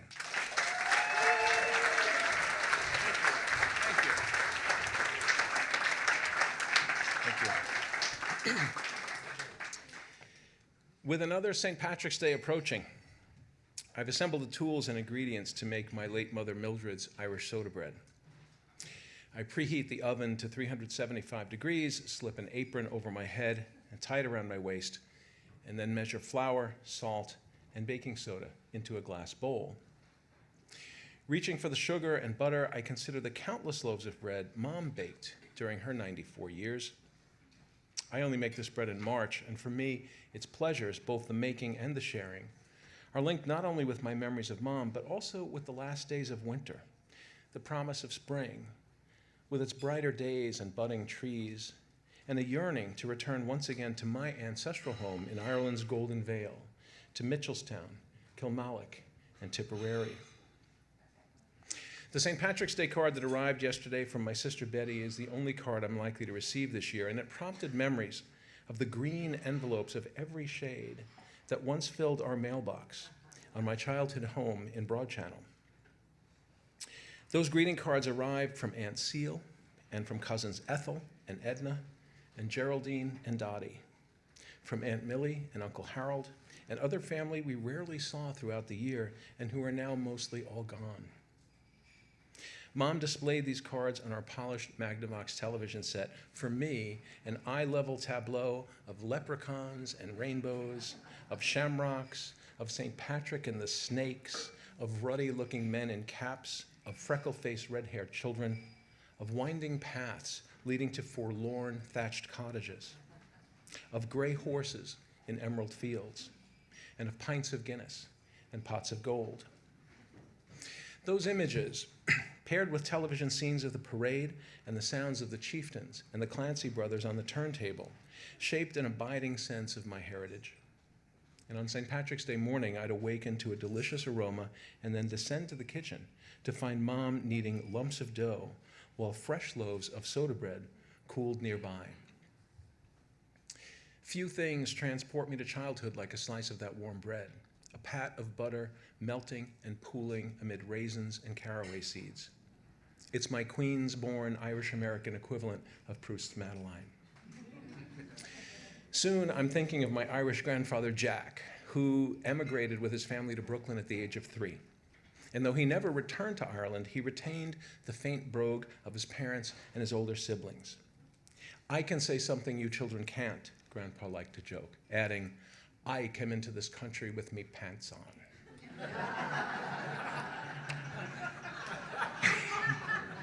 I smile to myself and add raisins and caraway seeds to the mixture before me, then stir in the buttermilk. With flour coating my hands, I turn the cool lump of dough onto the board and knead it lightly, shaping it into a round loaf. Then I transfer the loaf to a buttered cast iron skillet, slash the top with a deep X, and slide it into the oven. Grandpa Jack, who disdained the fake once-a-year, just-add-water Irishness that seems to demand overcooked corned beef and cabbage and Danny Boy, would never know that his daughter and grandchildren would return not only to the old sod, but to the townland and road and to the actual home of his birth. He would never know about the loving friendships we developed with our Irish cousins who welcomed us home, and of the long visits we now share both in Ireland and in America, the ocean no longer a barrier between us.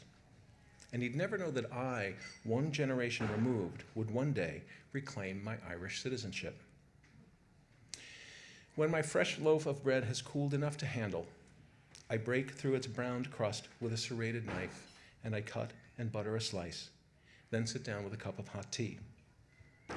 I glance at my watch, calculate the time in Ireland, and reach for the phone.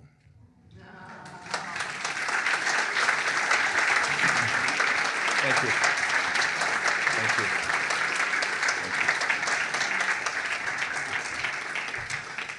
you. Malachi McCourt was born in Brooklyn, New York, and from the age of 3 was raised in Limerick, Ireland.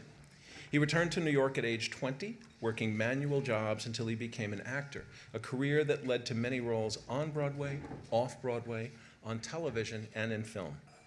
Malachi's writing has been published in New York Newsday, National Geographic, Conscience Magazine, and the New York Times. And with his brother Frank, he co-authored the play A Couple of Blackguards, and has written his own New York Times best-selling memoir, A Monk Swimming, and several others. His most recent book is entitled Death Need Not Be Fatal. Happily married to Diana for more than 4 decades, Malachi has 5 grown children, is grandfather to 4, and owes a great deal to his friend Bill W. He closes our show today with My American Dream. Please welcome the one, the only, Malachi McCourt.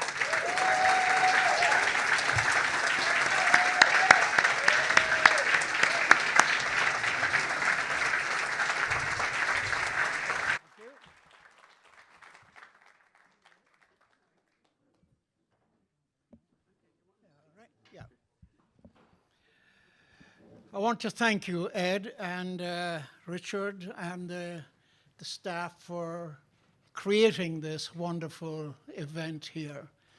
And I want to thank you for coming. You know, the Bible, I'm an atheist, thank God. And, and the Bible says, in the beginning was the Word, but first came the Irish, and that's why we're all here. Now, my American dream. Some of us not raised in the United States romanticize the life of Americans. We imagine tree-lined avenues with motor cars parked in driveways. We imagine cheery families with beautiful white teeth and warm dispositions, living in lovely homes with lawns and flower beds, all lit by a friendly sun. And when you grow up abroad, you dream of this American life, not imagining there is poverty here too, along with disease and disability. You don't think about laborers, garbage removers, street sweepers, gas station attendants, maids, gardeners. You don't think about crime and criminals, the jailed and the jailers, or of a populace dreaming of a better life, perhaps elsewhere than America. I did not dream of going to America to do anything for America. I just thought and dreamt of what it would do for me. I knew I wanted to avoid manual labor. We always thought manual labor was the Spanish ambassador. And not to have to work outdoors. And while I didn't know just what I would do once I got there, I daydreamed a vision of myself entering a huge office building where I took a lift to ascend to a very high floor. There, a series of desk-bound secretaries would greet me with, "Good morning, Mr. McCourt," as I made my way to an office where I'd spend my days making important decisions. It did not quite turn out that way. I got a menial job washing dishes, and I did manual labor on the docks. I did some other work loading trucks and bartending before I began acting and appearing on radio and television shows. As my life in America became more interesting and complicated, I married, fathered 2 children, divorced. I remarried, became a father again, ran for governor, wrote books and a play with my brother Frank, and I now have 8 grandchildren. It's been a rich and interesting life. While I owe much to America, I did participate in doing something important for America too.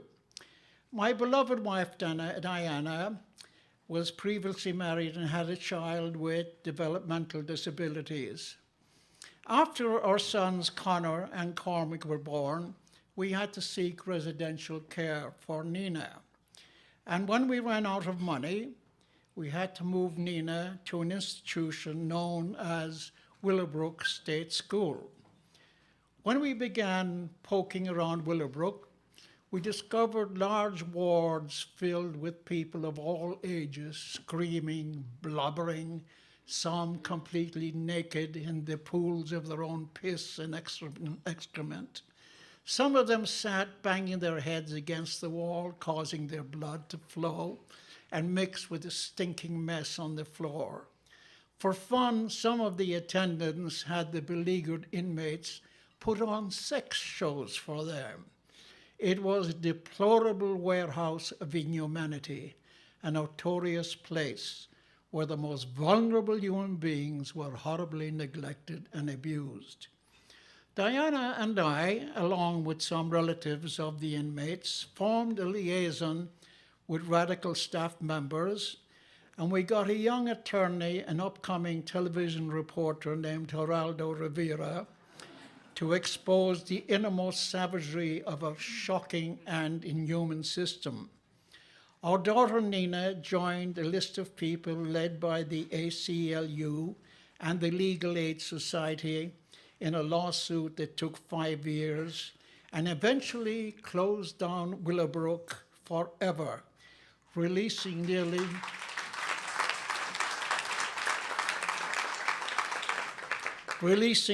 6,000 citizens into relative freedom in their own home communities with appropriate support. Nina has gone on to live a relatively normal life in an apartment with 2 roommates and 24-hour care. And beyond Willowbrook, there emerged a legal precedent that has changed the lives of people with developmental difficulties in this country forevermore. At his inauguration, our first Irish-American president said, "Ask not what you can do for your country. Ask what you can do. Ask not what your country can do for you. Ask what you can do for your country." I came to America thinking only about what it could do for me, but helping change the system for all Americans allows me to breathe peacefully. Thank you, America. You don't need empty words to make America great again.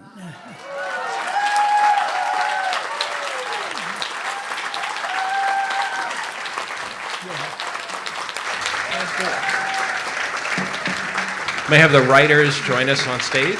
All the writers, please come up. All the writers on stage. So now, let us, can I end with a song, Ed? One moment, yes. Hold on, just one moment. Just one moment, Malachy. Thank you again for joining us today, and please do not rush off. While our crew wraps things up so you can enjoy some additional refreshments and you can sip and nibble and schmooze with the writers and each other and talk about reading and writing and the Irish and these incredible, well-placed, beautifully produced books, which are for sale in that corner of the room. I've also printed a stack of postcards with my mother's Irish soda bread recipe, which you may help yourself to. Please help yourself to those. And when the videos of today's readings are posted on the website, I'll make an announcement. Please join our emailing list by sharing your contact info on the clipboard. Please like our Facebook page, help spread the word. And finally, your ticket purchases made it possible for us to present this show.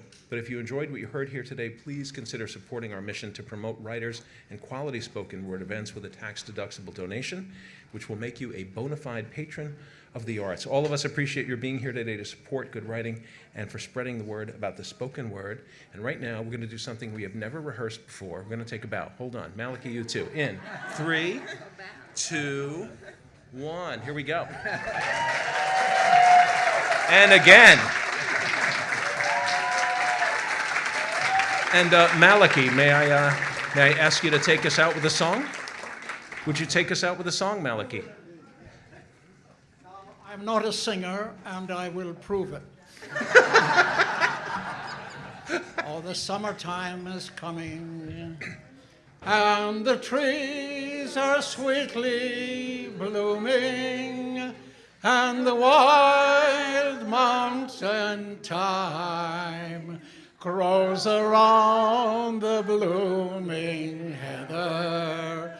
Will you go, lassie, go? Sing the song, children, and we'll all go together to pluck wild mountain thyme all around the blooming heather.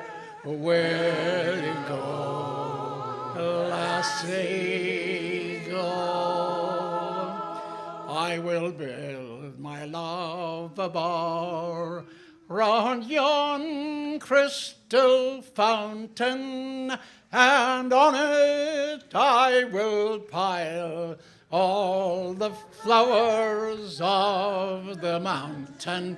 Will you go, lassie, go? Sing the song, children, and we'll all go together to pluck wild mountain thyme all around blooming heather, where you go, lassie, go. And if my love should leave, I would never find another where the wild mountain thyme grows around the blooming heather. Where you go, lassie, go. Sing the song, children, and we'll all go together to pluck wild mountain thyme all around the blooming heather. Where you go, lassie, go. One more time, and we'll all go together to pluck wild mountain thyme all around the blooming heather. Will you go, lassie, go? Thank you.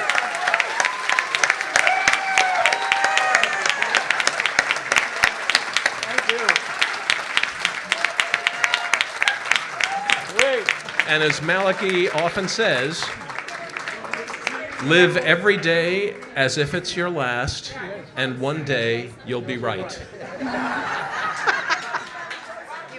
wants a group closer to A long time ago. Yes, Hearts for peace. May Yeah, the oh my road God, rise yes. up to meet you and smack you in the face. Fantastic.